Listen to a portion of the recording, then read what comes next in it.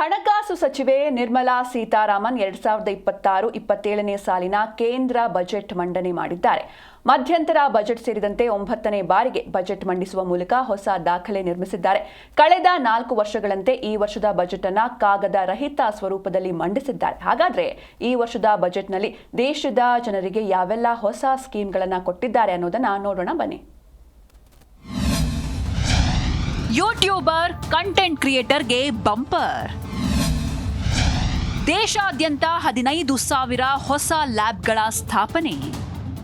ಕೇಂದ್ರ ಬಜೆಟ್ನಲ್ಲಿ ವಿತ್ತ ಸಚಿವೆ ನಿರ್ಮಲಾ ಸೀತಾರಾಮನ್ ಅವರು ಹಲವು ಹೊಸ ಯೋಜನೆಗಳನ್ನು ಪ್ರಸ್ತುತಪಡಿಸಿದ್ದಾರೆ. ಅದರಂತೆ ದೇಶಾದ್ಯಂತ 15,000 ಶಾಲೆಗಳಲ್ಲಿ ಕಂಟೆಂಟ್ ಕ್ರಿಯೇಟರ್ ಲ್ಯಾಬ್ ಸ್ಥಾಪನೆ ಮಾಡುವುದಾಗಿ ಘೋಷಿಸಿದ್ದಾರೆ. ಆ ಮೂಲಕ ಸೋಷಿಯಲ್ ಮೀಡಿಯಾ ಮೂಲಕ ಉದ್ಯೋಗ ಕಂಡುಕೊಳ್ಳೋರಿಗೆ ಉತ್ತೇಜನ ಸಿಗಲಿದೆ.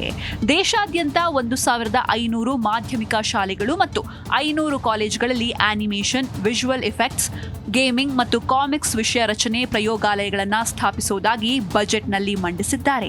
2030ರ ವೇಳೆಗೆ ಆನಿಮೇಷನ್, ದೃಶ್ಯ ಪರಿಣಾಮಗಳು, ಗೇಮಿಂಗ್ ಮತ್ತು ಕಾಮಿಕ್ಸ್ ವಲಯಕ್ಕೆ 2 ಮಿಲಿಯನ್ ವೃತ್ತಿಪರರು ಬೇಕಾಗುವ ನಿರೀಕ್ಷೆ ಇದೆ. ಇದು ವೇಗವಾಗಿ ವಿಸ್ತರಿಸ್ತಾ ಇರುವ ಆರ್ಥಿಕತೆಯಲ್ಲಿ ಗಮನಾರ್ಹ ಕೌಶಲ್ಯ ಅಂತರವನ್ನು ಪ್ರತಿನಿಧಿಸುತ್ತೆ ಅಂತ ವಿತ್ತ ಸಚಿವರು ಹೇಳಿದ್ದಾರೆ.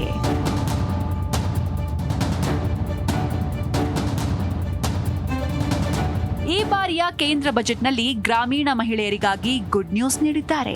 ಗ್ರಾಮೀಣ ಮಹಿಳೆಯರು ನಡೆಸುವ ಸ್ವಸಹಾಯ ಉದ್ಯಮಗಳಿಗೆ ಶಿ-ಮಾರ್ಟ್ಗಳನ್ನು ಪ್ರಾರಂಭಿಸಲಾಗುತ್ತೆ. ಇದು ಮಹಿಳೆಯರ ಸಬಲೀಕರಣ ಮಾಡಲು ಸಹಾಯಕವಾಗಿದೆ ಅಂತ ಹೇಳಿದ್ದಾರೆ. ಇದು ಸ್ವಸಹಾಯ ಉದ್ಯಮಿಗಳಿಂದ ನಡೆಸಲ್ಪಡುವ ಮತ್ತು ಸಮುದಾಯದ ಒಡೆತನದ ಚಿಲ್ಲರೆ ಮಾರಾಟ ಮಳಿಗೆಗಳಾಗಿ ಕಾರ್ಯನಿರ್ವಹಿಸುತ್ತೆ. ಮಹಿಳೆಯರು ಸಾಲ ಆಧಾರಿತ ಜೀವನೋಪಾಯದಿಂದ ತಮ್ಮದೇ ಆದ ಉದ್ಯಮಗಳ ಮಾಲೀಕರಾಗಲು ಸಹಾಯ ಮಾಡಲು ಸರ್ಕಾರ ಬಯಸುತ್ತೆ ಅಂತ ಹೇಳಿದ್ದಾರೆ.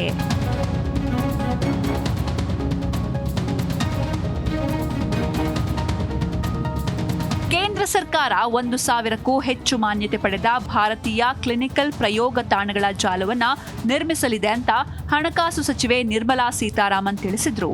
ಪ್ರಸ್ತುತ ಬೆಂಗಳೂರು, ಮುಂಬೈ, ದೆಹಲಿ, ಬೆಂಗಳೂರು, ಚೆನ್ನೈ ಮತ್ತು ಹೈದರಾಬಾದ್ನಂತಹ ದೊಡ್ಡ ನಗರಗಳಲ್ಲಿ ದೇಶದ ಪ್ರಮುಖ ಕ್ಲಿನಿಕಲ್ ಪ್ರಯೋಗ ತಾಣಗಳಿವೆ.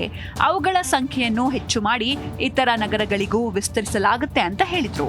ಒಟ್ನಲ್ಲಿ ಈ ಬಾರಿಯ ಬಜೆಟ್ನಲ್ಲಿ ಹೊಸ ಸ್ಕೀಮ್ಗಳನ್ನು ಪ್ರಸ್ತುತಪಡಿಸುವ ಮೂಲಕ ಯುವಕರಿಗೆ ಉದ್ಯೋಗ ಸೃಷ್ಟಿಗೆ ಉತ್ತೇಜನ ಹಾಗೂ ಗ್ರಾಮೀಣ ಭಾಗದ ಮಹಿಳೆಯರ ಸಬಲೀಕರಣಕ್ಕೆ ಒತ್ತು ನೀಡಲಾಗಿದೆ.